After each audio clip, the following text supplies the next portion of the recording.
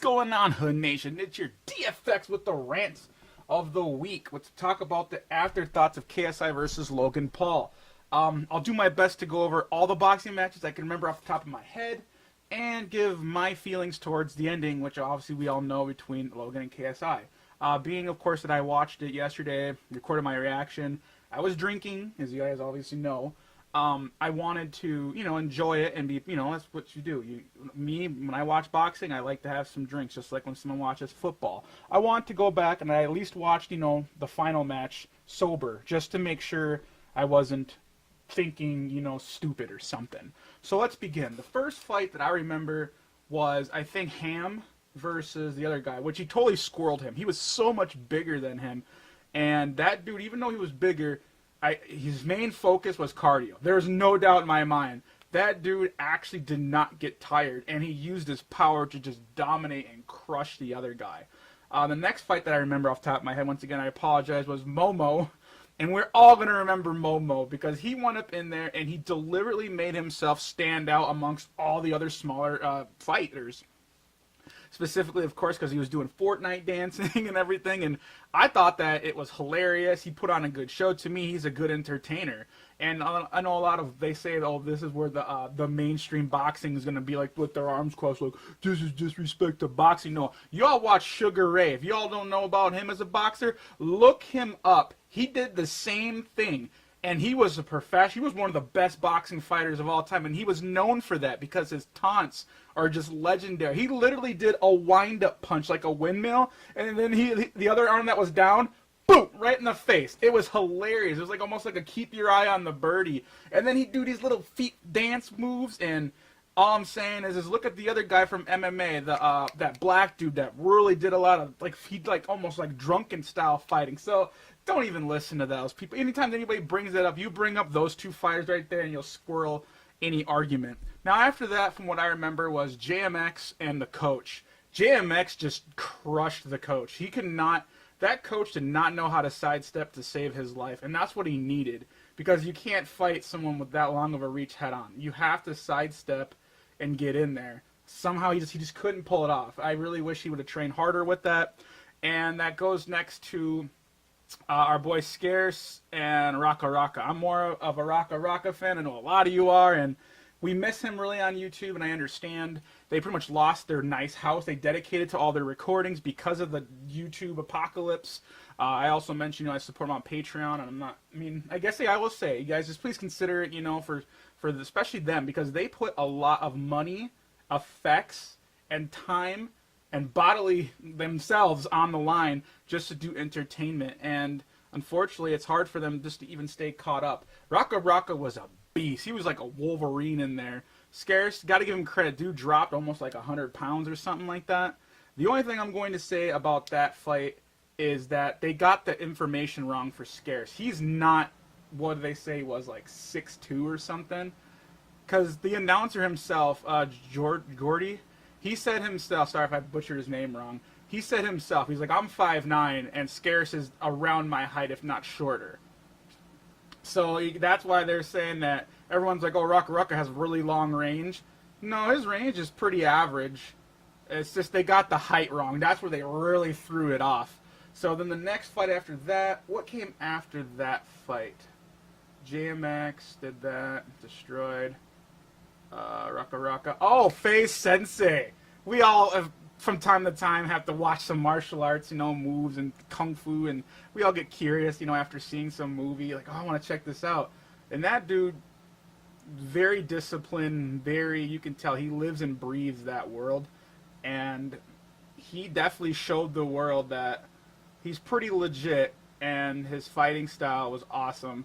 His opponent, however, was very easy due to the fact that his opponent only knew in a week's notice to fight him, and he's not training boxing at all. He trains in jiu-jitsu, and those of you that know jiu-jitsu, that's pretty much all ground rumble. That's why he did the one lock and he flipped him over. He did that on purpose just because he knew he was winning, and he just wanted to show the world, like, hey, if I really wanted to, I could win. It was a quick flight. He got booed, of course, for it, but it just wanted to show you that he didn't want the world to think, oh, this guy is a fraud, because he's got his channel on the line too. you know? So I know he did that just to, but then FaZe Sensei's like, he unlocked, he's like, oh, we're going to do that, huh? And then FaZe, I think he went easy on him before, and then in the end, he went for that liver, that 1, 2, 3, and then boom, boom, boom, he actually knocked him out. I'm thinking to myself, KSI is a champion, but you got like FaZe Sensei and JMX in there, they would destroy KSI. And I don't care what any of you all say there. FaZe was able to knock out that other dude, and that dude was bigger than KSI. KSI would not have survived punches like that. That dude has got it down and going on. So, but mad props to every one of these boxers that stepped in the ring. Now we're going to talk about Jake and Deji. There's no doubt anyone can argue this, that Jake took the fight and won. Deji had more heart. That's pretty obvious there.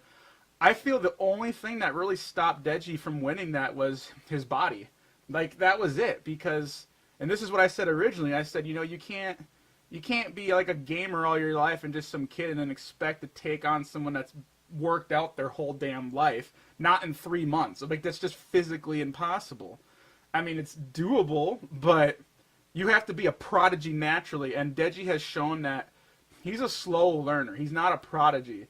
Once he gets it down, though, he's definitely good, but he still does not have that prodigy in the physical intelligence department. Some people, KSI displays more of it, like he's quick, but I guess the final technical skill, I do see Deji training harder. If him and Jake rematch again, I have a feeling Deji, with more cardio, because that's clearly what he's going to focus on, is going to increase, and he's going to really impress us all. So I have to give him props for that, because that was the whole reason why I was like, that's just not going to work. Now we're going to go to the final thing of Logan and KSI.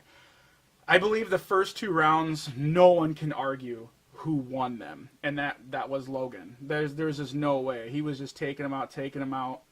But then something snapped in KSI. At the end of the 3rd round, I felt Logan had him. Like, I'm like, this is over. But not even like the last 5 or 10 seconds, KSI got like 3 good hits on him, and it just changed everyone's mind about that round.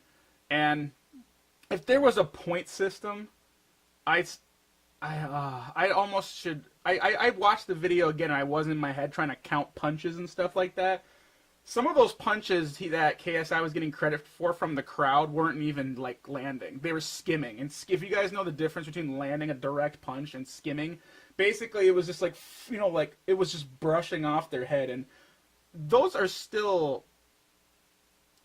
They still, obviously, you feel it because it's skimming, but they don't count them in boxing, usually.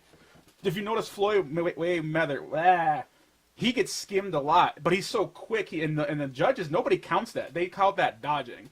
I feel that a lot of times he was getting more credit for punches he never landed, and Logan wasn't getting many points for that because he was hitting KSI in the stomach a lot. Because when dude got up in there, KSI, he would do then hug. That's all he was doing. He basically Floyd Mayweathered it because that's his trainer. So like he learned quickly that I can get in, throw some punches, and then hug him.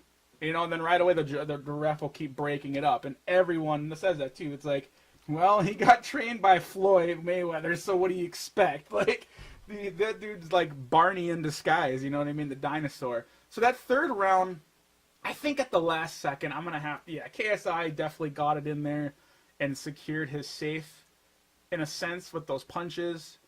Now, here's the part I'm trying my best to remember. I'm probably going to get these rounds either backwards or forwards, so stay with me. So the 4th round, I feel that Logan, again, was dominating. And KSI got a few good right punches on him. And maybe a few jabs to the face. But I feel like by counting the fists, Logan, again, won that. But... somehow it turned into... It was a very close one to call.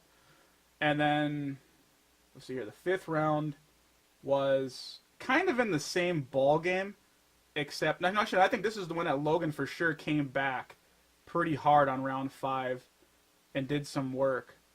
But then the last round, there's no way. KSI definitely, he ended it really well. He did very good. Like, he got that fire in the end. So... It was either, yeah, they each won 3 rounds, or it was 4-2 with Logan winning. You guys, I know, are all going to have your own opinions. Like, no, KSI. Definitely let me know, though, like, which round I'm talking about with 4 and 5, and tell me, like, the punches. I'm talking about, like, landing, like, straight punches. Skimming does not... It'll probably maybe count in this world because it's YouTube boxing, and a lot of kids don't understand boxing, you know, and, you know, it's something new, you know, and everyone's learning, right? It's a learning process for many, but... And you know, the way the judges voted, because, yeah, they said, one judge straight up said KSI, period, you know, after all the points were added. And the other 2 said it was tied. So, with that point, they said majority vote, though. So then, the one judge then, in theory, he did vote extra 1 for KSI. So you almost would think KSI would win based on their scoring system. But, of course, they wanted to milk this. So, I'm going with that conspiracy. You guys know that. I said it while I was reacting to him. Like, it's a damn conspiracy. Knew it. It's like I knew it. Because I think I chopped that part out of my reaction. I said something like, they're going to make it a draw on purpose just to milk this, aren't they? Like, because no one could argue Deji versus Jake. We all know Jake won that. But yeah, man, Deji had heart there. He almost got me to tear, man. I was like, man... And Keemstar said it best. He did. He specifically said, you know, Deji's like, I love you, man, but I just don't think you're ready. And Keemstar was spot on with that saying. Like, that's exactly how I felt about it. I was like, dude, your body's just not ready, man. I'm sure he worked out probably way harder than Jake, but, you know, you gotta build yourself up to that level. I'll put it this way. If KSI, the first 3 months, you know, if it wasn't Joe Weller and it was Logan Paul versus KSI, Logan Paul would have fucking destroyed KSI. There was no way. But now that, you know, KSI, he's getting more work and more experience, so we got to give him credit for that. I guess, to be fair, I kind of underestimated him and thought Logan would just kind of more crush him and destroy him. KSI definitely surprised a lot of people. He's got more time in now, physically and everything. So, with that being said... And not only that, the fight was back in, what, February? And he had to train before that. Oh, yeah. So I didn't think about that. KSI has at least almost a year now worth of physical endurance. So that's pretty legit, too. I honestly thought it was only 6 months. I had my calculations wrong. Either way, though, I feel that what Deji needs to do is he really needs to learn how to sidestep and box more. He was trying too hard to go head-on to Jake, and that's what ultimately just crushed him. Jake picked that up like, oh, you want to keep trying this? We'll just keep doing it. And then later on, you know, he got in there a few times, but if he could have mastered the sidestep, Jake just kept spamming his left arm. If you guys watch the fight, you'll see it. And all he had to do was wait for one more spam, sidestep, you know, just get in there, you know, then make him, you know, make him nervous, and then go for the hug. Anyways, y'all, I hope you guys like this this rant. And if you guys want to join Hood Nation, your chance to do so is going to be like right here. Like always, you know, we got that playlist to get your feet wet. If I need a cup of tea, I'll go find it. It's out there. Believe it. This is Nidge from DFX. And I'm out.